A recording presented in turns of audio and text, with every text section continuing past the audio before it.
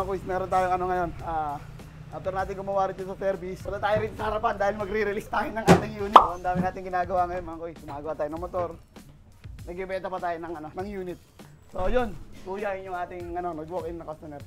Nakakaingan. Takbo tayo rito. So yun, ayun yung i-release natin mga kuys. So, Mio M3. So labas tayo. Ito yung ating mga paperidis mga kuys. One-man team. Diba? So, let's go, tara, labas tayo. Ito nga pala si kuya yung ating bumili ng ating motor na walang gulong. So kanina nga pala nasabi ko na bumili si kuya ng walang gulong na motor. Dahil kanina ni road test mo, ano naramdaman mo? Medyo umang sir, gumigewang-gewang yung Gumigewang yung gulong sa likod. So pan-checking, buti, sakto, hindi pa nakakaalis. Ginawa natin, bago natin i-release mga kuys, pinalitan natin ng bagong gulong. Ayun o. Kasi syempre dito na naabutan eh. Diba? Parang naging previous na lang din yun, diba? Bagong gulong, registration, pangalan pala taga saan? Abner nga pala, taga may kawayan Bulacan. So yun nga, ano naisipan mo bakit sa amin mo na gusto kang bumili ng second hand unit? Ano lang boss, sa TikTok nakikita ko tapos recommended din ng ibang kaibigan. Na anong meron sa amin pag nagbebenta? Merong 3 months warranty sa 3 months garanti tapos swapo yung may-ari.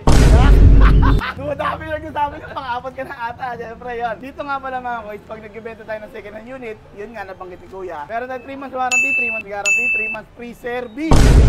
So yan mga kuys, bago natin i-release yung ating unit, pinupull package natin, deeply pinapalitan yung mga dapat palitan. Kaya nga natin magbigay ng 3 months warranty and 3 months guarantee and 3 months free service. So kahit walang problema, pwede mong ibalik. Mga free labor yun within 3 months. Gusto mo magpa-CVT cleaning, throttle body cleaning, pagkapalit ng mga brake shoe, brake pad, change oil, gear oil, libre lang yun.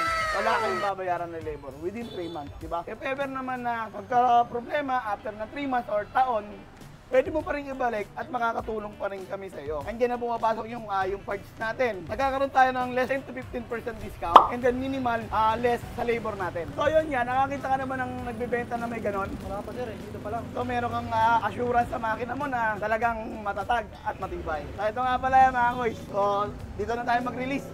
Kasi mainit doon. So bigay tayo kay kuya ng ng product natin na pampakintab kaya. Pwede mong i-spray yan.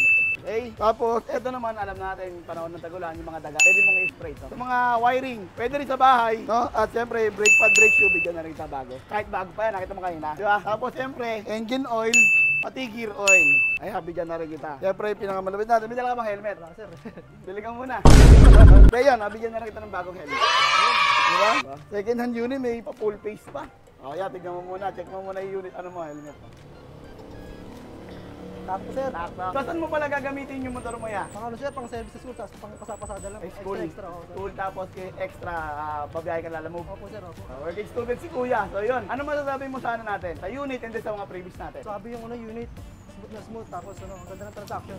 Nagkamali ba ng recommend yung mga tropa mo? Sir, Panalo. parang sir. Yun nga, baka gusto mong batiin yung mga tropa mo na nag-recommend. Dito na ako sa Tenec, salamat pala sa inyo. So yun nga, sa mga naghanap ka pala ng second hand unit, syempre quality at may warranty, no?